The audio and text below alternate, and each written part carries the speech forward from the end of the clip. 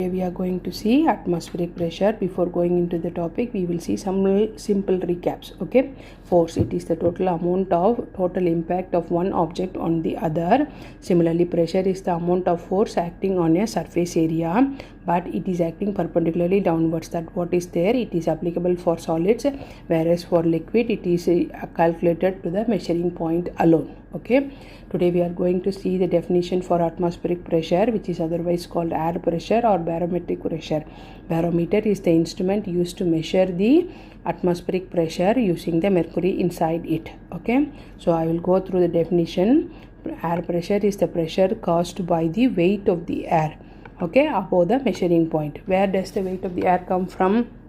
And you are seeing the gas molecules above the sky. We see so many gases moving here and there, right? When they are being moving to collide with each other, and on the other surfaces they create a tiny force, right? These collisions create a tiny force which is being pulled down by the gravitational force acting on the Earth's surface, so which is acting at the sea level here, so that the atmospheric pressure is high at the sea level. Whereas when we go to the altitudes above, right, near the mountains, when we go there, the pressure is so less because the air molecules are freely moving, because they are having more space to move away. Okay, so the weight is becoming less.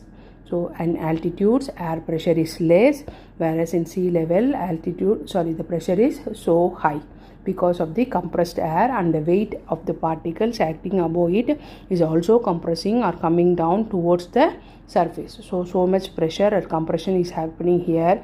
So the atmospheric pressure is always high at the sea level.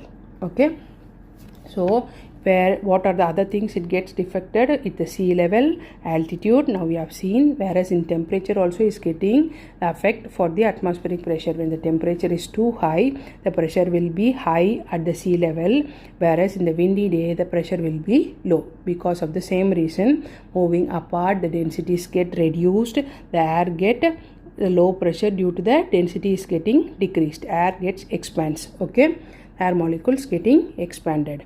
So where you are applying this in the daily life, the weather forecast using a barometer is used to the air pressure. Okay, the low pressure means it indicates a windy day or a precipitation may occur, whereas in high pressure day it means the sunny day or a stable dry day. Okay, this is used for weather forecast. And the next thing, in aviation industry, pilot uses sea pressure as a reference to adjust the altimeter, which is used in the landing and takeoff of the flight. Okay, and the navigation